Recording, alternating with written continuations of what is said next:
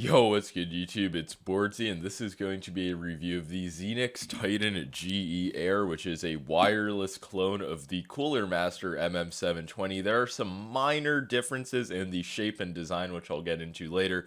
But yeah, as you can see, very close to the MM720 shape. Xenics, our friends in Korea, have made a lot of mice. They basically just put out the same mice as Ponage, but now they have this MM720 clone too. The only way you can get it in the US is via eBay. Costs around $100 after you shipping and import fees, which honestly is not bad. But there are some issues. You might notice I have super glides on because the stock skates just did not adhere to the bottom of the mouse. I don't know why I've saved these on my desk for like 2 weeks. Like it's going to show you anything. But yeah, the stock skates just don't stick to the mouse. Insanely weird issue, but I just mix and match some super glides. And it was fine, honestly. I mean, I had nothing to really complain about. It was a weird feeling because the mouse is so small and so much of the surface area was just the glass skates. Bit hard to control, and as you can see, the initial friction is super low, just barely moving the mouse, and as you can see, going everywhere.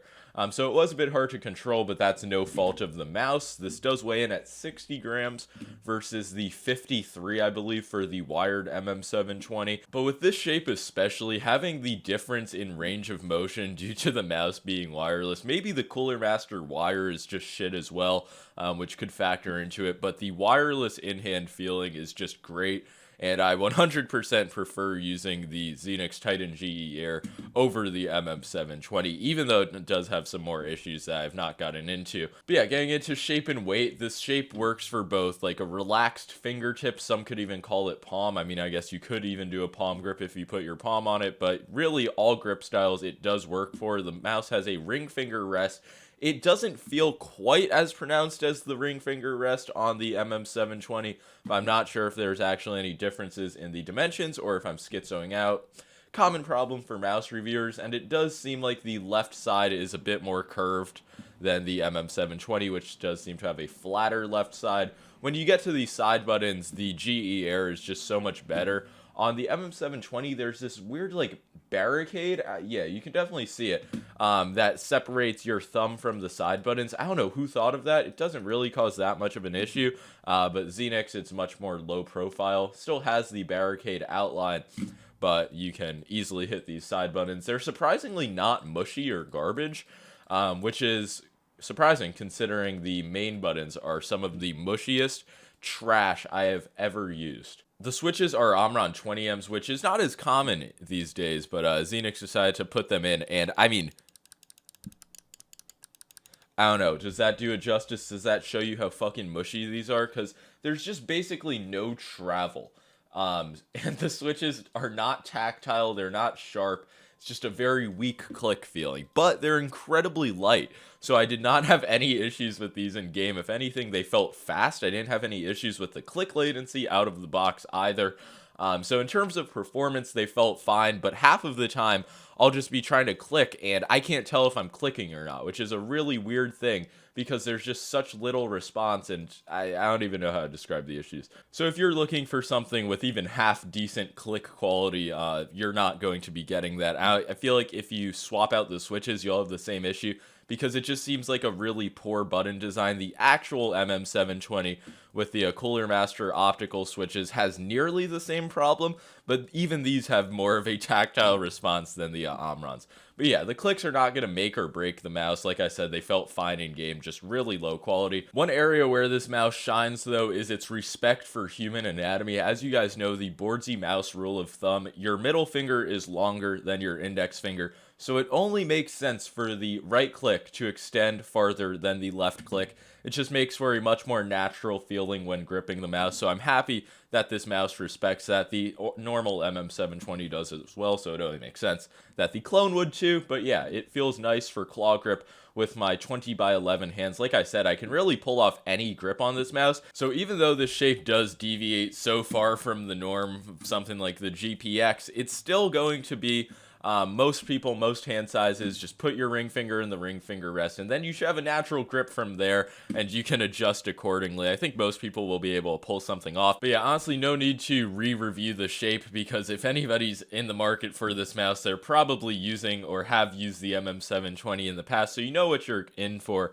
Aside from the left side, which I would say is improved on the clone, the GE Air. I cannot remember this fucker's name. Like I mentioned earlier, the weight of this mouse is 60 grams, which is quite good, but I'll be honest, especially with the Super Glide skates, it plays a lot faster than that weight. Like, you could tell me this mouse was in the low 50s, and I would probably believe you. The stock skate issue, I don't want to just play it down like, oh yeah, you can just replace it. The mouse should have functional stock skates. But they came just halfway peeled off, and they would never press down, and the mouse essentially wouldn't track. So I had to take them off.